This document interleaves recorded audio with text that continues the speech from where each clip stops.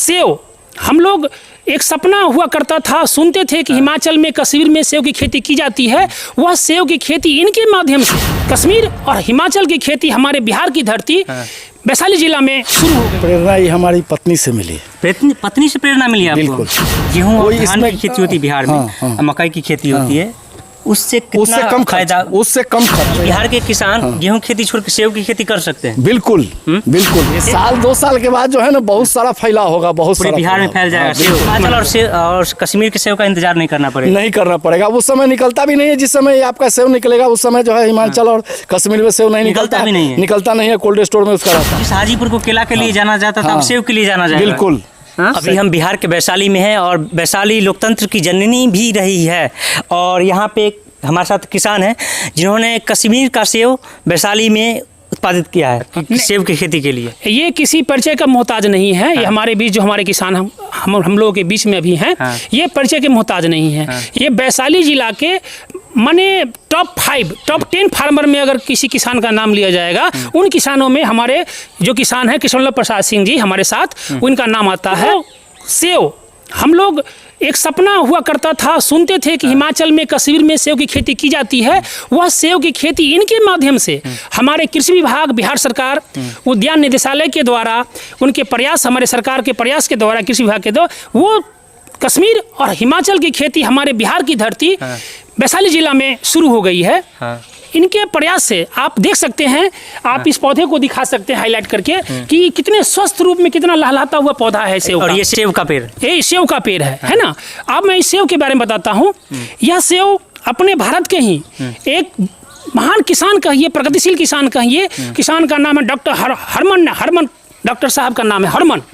1999 में इस सेव की प्रजाति का रिसर्च किया है ना, जो गर्म, वो ठंडे प्रदेशों में ही सेव की खेती की जाती है। सेव जो है हमेशा हम लोग जानते हैं कि कश्मीर में सेव की खेती होती है, हिमाचल में होती है, यानी कि वो ठंडा मौसम में होता है, जहाँ की जलवायु ठंडी होती है वहाँ पे खेती किया जाता है। लेकिन एक किसान अपना दिमाग से, अपने रिसर्च से एक ऐसी प्रजाति का आविष्कार किया रिसर्च में कि वो 1999 में उनके अथक प्रयासों से यह सेव 1999 में रिसर्च में आया। इसका नाम है, जो किसान ने इनका रिसर्च में प्रजाति लाया, उनका नाम था हरमन, इसलिए इस प्रजाति का नाम हरमन 99 दिया गया, यानी कि 1999 में प्रजाति आई, इसलिए इसका नाम हरमन 99 उस किसान के नाम पर हुआ। इस बार वैशाली में टोटल 11 किसानों को आप लोगों ने चयनित किया। हाँ, 2021-22 के चुनाव में तो उसमें 11 किसानों को चयनित किया गया था और सिर्फ यही सक्सेस हुए। आपके पास सफलता आपके सामने है सेव का, और भी किसान 2-3 है ऐसे भी हैं जिनका भी अच्छा है, हद तक इतना बढ़िया नहीं है लेकिन उनका भी ठीक है, उनके भी सेव में फल आया था। लेकिन के पेड़ में गुच्छे में, एक गुच्छा में 10-10, 8-8, 5-5 गुच्छों में फल लगा हुआ था सेव का। वो मेरे पास फोटो पिक्चर भी मोबाइल में होगा, मैं जरूरत पड़ेगी तो मैं आपको दे सकता हूँ। और यह सेव जो है इनके प्रयास और कृषि विभाग, उद्यान निदेशालय के सहयोग से वैशाली जिला में ये आप देख पा रहे हैं, और आने वाले वर्षों में इसका और विस्तार किया जाए। आपने खेती किया सेव का, तो क्या परेशानी क्या आई? यहाँ पे लोगों को तो हुजूम लग गया हुआ कि बिहार का सेव खाएंगे पहली बार। वो तो पहले तो लोग माने ये हुआ कि ये माने जो देहात में होता है वातावरण की कि ये थोड़ी होगा, ऐसे होगा, वैसे होगा, जो जिनको कहना हुआ। फिर अपना किसी से कुछ बोल तो नहीं सकते थे। हमने कार्यक्रम जो है सो शुरू किया, इसका कार्यक्रम शुरू किए। पिलुआ का इस पर जो है बहुत ज़्यादा प्रकोप हुआ। दवा छींटने के बाद जो है सो पेड़ सब मौल गया। थोड़ा चिंतित हुए। चिंतित होने के बाद फिर सोचे क्या करें, तो एक ऐसे ही मान लीजिए कि कोई किसान मिले जो कहे कि इसमें ट्राइकोडर्मा का जो है सो इस्तेमाल किया जाए तो सबसे बेहतर होगा।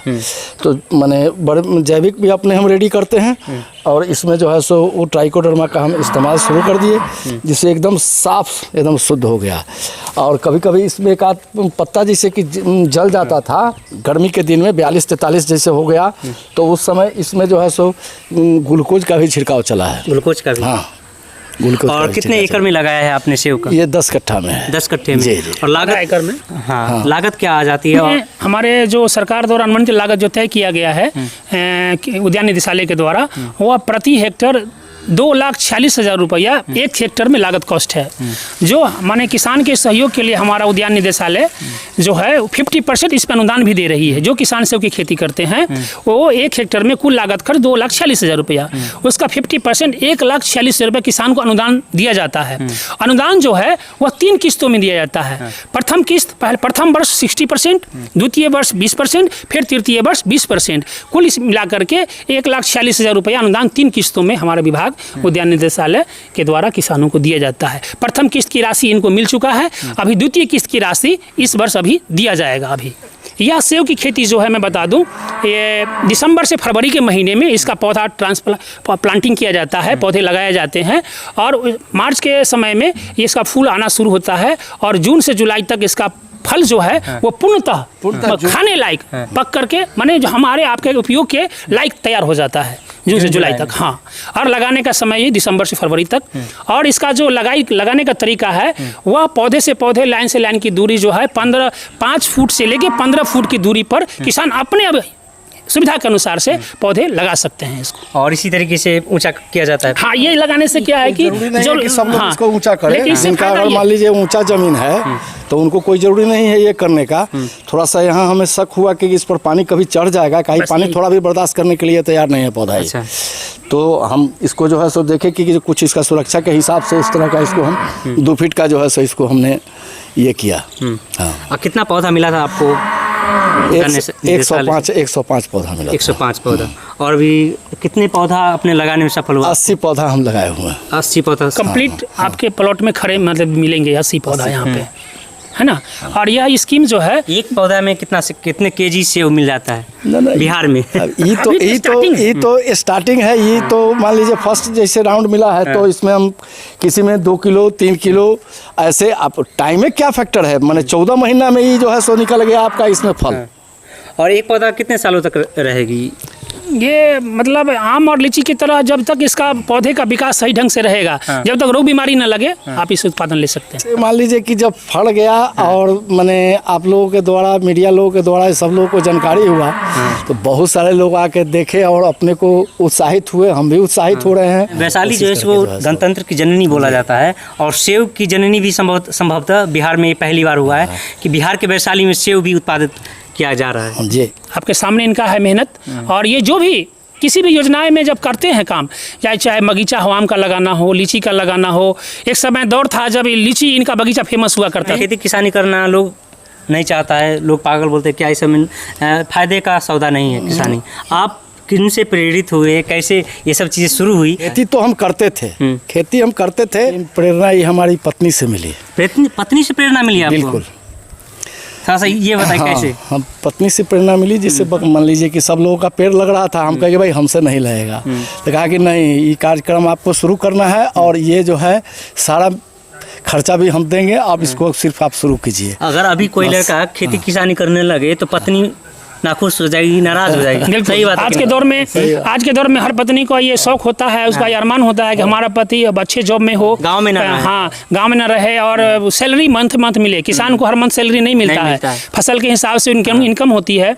लेकिन जैसा इन्होंने बताया कि इनको प्रेरणा पत्नी से मिली, तो वो भी मतलब हम क्या कहे, ऐसी देवी होंगी कि वो इस तरह के प्रेरणा इनको दी और ये खेती से जुड़े। तो वो कैसे आपको खेती करने के लिए प्रोत्साहित कर रहे थे? बस प्रोत्साहित, मान लीजिए बगल में जो आम का पेड़ बोले ना कि हमारे परिवार का कहीं लग रहा है, तो इसके लिए हम उतना कोई जागरूक नहीं थे।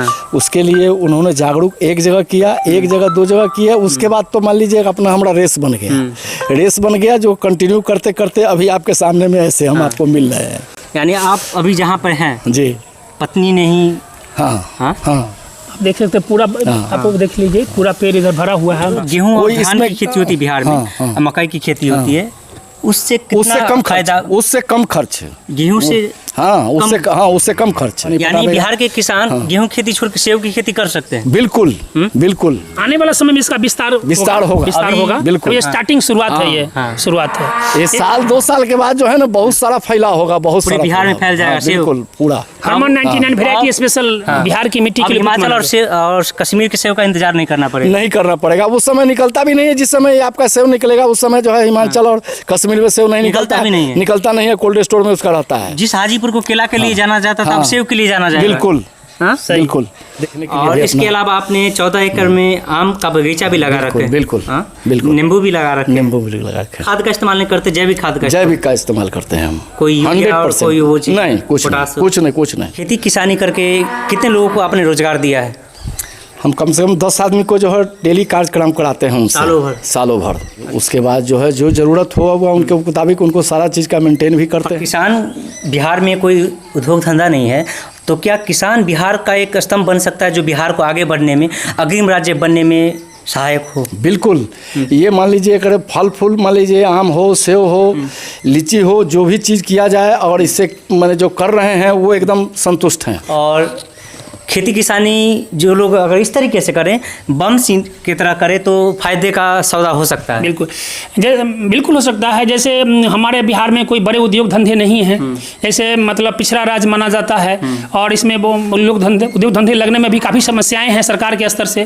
तो हमारा कृषि विभाग, उद्यान निदेशालय के द्वारा कुछ बहुत सारी ऐसी योजनाएं चलाई जा रही है। अगर पढ़ने वाले युवक पढ़ाई खत्म करने के बाद जॉब की तलाश में भटकते रहते हैं, देश प्रदेश घूमते रहते हैं, अगर वो हम लोग प्रचार प्रसार के माध्यम से लोगों तक जानकारी पहुंचा रहे हैं और लोगों तक जानकारी पहुंचने के बाद लोग आगे बढ़ चढ़ कर के योजनाओं का लाभ ले रहे हैं, बेरोजगार युवक पढ़ाई लिखाई करने के बाद इस व्यवसाय में जुड़ रहे हैं। जो लोग सेव का खेती करना चाहते हैं, इस वीडियो को देखने के बाद उनका मन करे कि हम भी सेव का खेती करें जैसा इन्होंने किया है, तो उनको क्या करना होगा? हाँ, जैसे आपके माध्यम से किसान को न्यूज़ फैलेगा, जानकारी पहुंचेगी कि सेव की खेती हो रही है वैशाली जिला में, अनेकों जिलों में। तो किसान अगर चाहे योजना का लाभ लेने के लिए सर्वप्रथम उनको अपने जिला के सहायक निदेशक उद्यान महोदय से संपर्क करना चाहिए।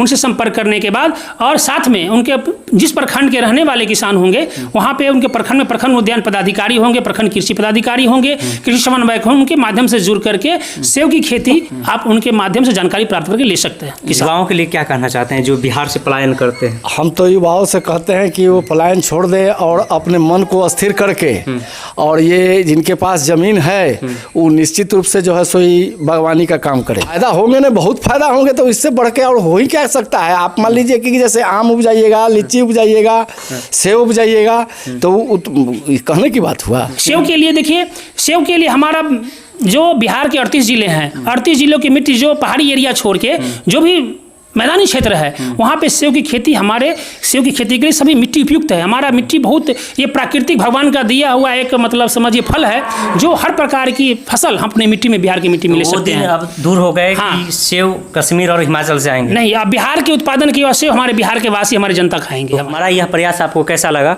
और ये जो किसान हैं वाकई में एक मिसाल है पूरे बिहार वासियों के लिए। जो लोग पहली बार जुड़े हैं इस वीडियो के माध्यम से हमारे चैनल पे, तो चैनल को सब्सक्राइब कर लीजिए और इस वीडियो को ज़्यादा से ज़्यादा शेयर कीजिए, ताकि जो लोग किसानी छोड़ के अब बिहार से बाहर पलायन कर रहे हैं और बिहार को मजदूरों का राज्य एक तरीके से बना दिया गया है, मजदूर ना बन के मालिक बने। बहुत बहुत धन्यवाद।